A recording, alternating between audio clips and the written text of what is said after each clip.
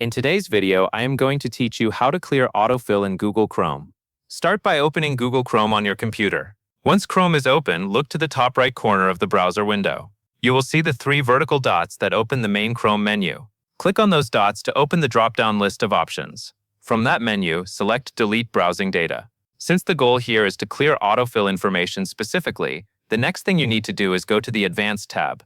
Inside the Advanced tab, look through the list of available options until you find Autofill Form Data. Check the box next to Autofill Form Data, so Chrome knows that is the information you want to erase. Once that is ready, click Delete Data. Chrome will then remove the saved autofill form information from the browser. Depending on how much data is stored, this may happen almost instantly. After that, your autofill suggestions should no longer appear the way they did before. If you still notice some suggestions later, make sure you cleared the correct data type from the Advanced tab and repeat the same process if needed. That covers everything you need to know.